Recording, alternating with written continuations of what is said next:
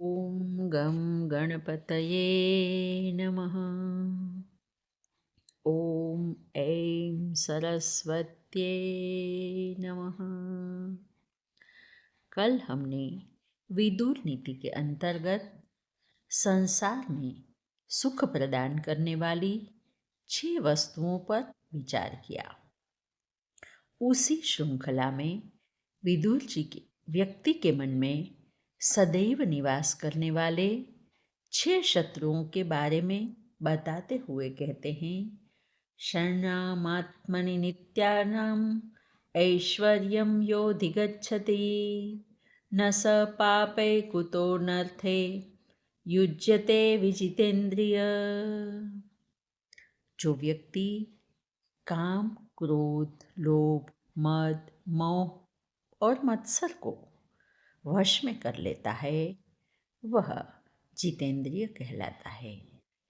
ऐसे व्यक्ति को पाप छू भी नहीं पाता। फिर पापों से उत्पन्न होने वाले अनर्थों व कष्टों का प्रभाव उस पर कैसे पड़ सकता है?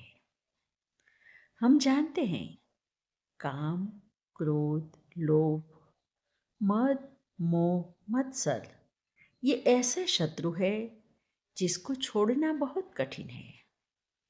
इसीलिए विदुर जी यहाँ उसको वश में करने की बात करते हैं। मैनेज करना है। जैसे गुलाब के पौधों पर गुलाब के साथ कंटक भी है, तो गुलाब पाने के लिए हमें कंटकों से सावधानी रखनी है। ऐसे ही यह 6 शत्रुओं से सावधान रहकर हमें अपने आत्मा की उन्नति करनी है। और यदि हम ये विकारों की पकड़ में नहीं आएंगे तो फिर अनर्थों से आने वाले कष्टों से बचना आसान है। फिर यह 6 की श्रृंखला को आगे बढ़ाते हुए विदुर जी कहते हैं, षडी में षट्सु जीवन्ति सप्तमोनोपलभ्यते चौराः प्रमत्ते जीवन्ति व्याधितेषु चिकित्सका प्रमदा कामयानेषु यजमानेषु याजका राजा विवदमानेषु नित्यं मूर्खेषु पंडिता।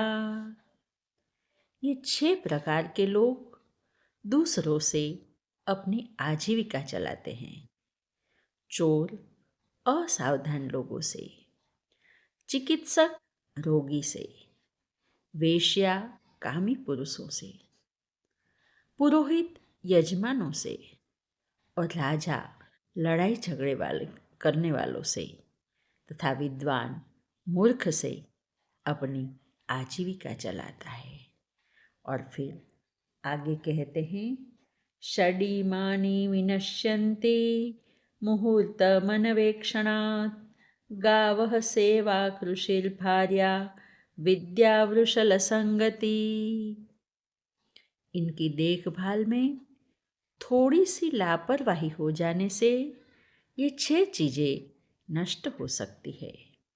गाय, सेवा, स्त्री, विद्या, खेती तथा नीच व्यक्ति। गाय के ऊपर ध्यान न रहे और यदि वे खेत में चली जाए तो पूरी खेती नष्ट हो जाती है। यदि कोई निस्वार्थ भाव से सेवा कर रहा है और उसकी उपेक्षा की जाए तो वह व्यक्ति सेवा त्यागी हो जाता है। कृषि, खेती की देखभाल नियमित तौर से ना की जाए तो उपज प्राप्त नहीं हो पाती। और पत्नी की देखभाल ना की जाए, उसकी आवश्यकताओं की पूर्ति न की जाए तो पत्नी को, स्त्री को खोने का समय आ जाता है।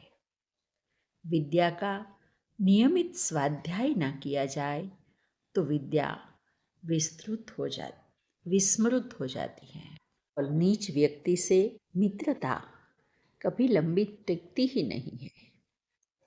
तो ये सभी जगह पर हमें लापरवाही नहीं करनी है। आज बस इतना ही। हरि ही ओम।